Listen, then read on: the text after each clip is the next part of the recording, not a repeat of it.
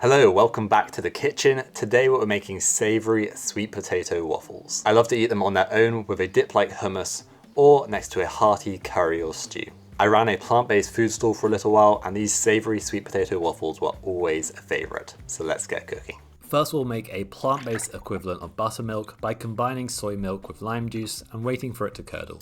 Then to make a flax egg, simply combine water with some ground flaxseed and whisk together, then leave for a few minutes. While they both work their magic, let's prepare the sweet potato. I've just roasted a couple sweet potatoes here and we're just going to scoop out the flesh, going for 200 grams, and we're going to mash it into a puree using a fork. I used about 1 and a bit medium sweet potatoes here, so if you had 1 large sweet potato, then that should be plenty.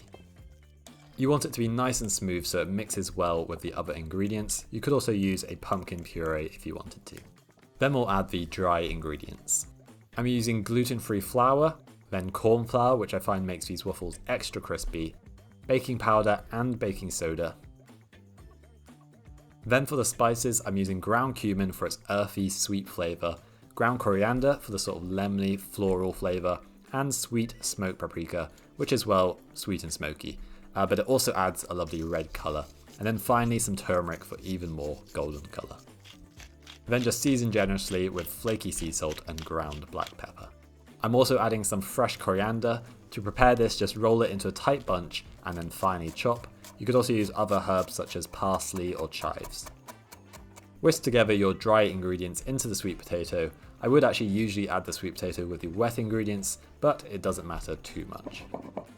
The flaxseed has now become a nice gloopy mixture similar to the texture of an egg, which is going to help bind the ingredients and give the waffles a nice structure. And then the soy milk has curdled nicely, replacing the buttermilk, and then the acidity is going to react with the raising agents to create a nice fluffy waffle. Give everything a good mix until well combined. It should be a thick batter that sort of slowly spreads. Add a touch of soy milk if it's too thick. Then just preheat your waffle iron and brush both the bottom and the top with olive oil. This is going to help the waffles get extra crispy.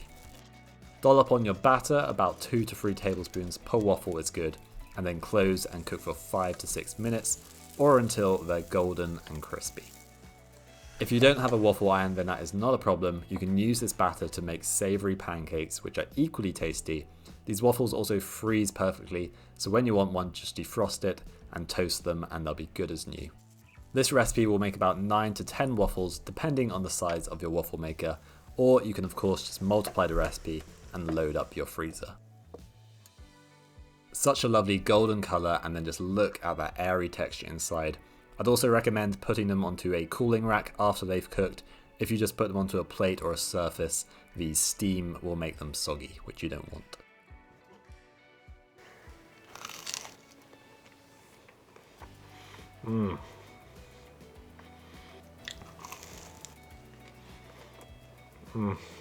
So good. These are crispy, they're fluffy inside, and they've got a lovely spicy, fragrant flavour. They're my girlfriend's favourite snack, so give them a go and hopefully you'll like them as much as her. Thank you for watching. I've got an Indian meal prep video with some delicious recipes which will go perfect with these waffles. Check it out here.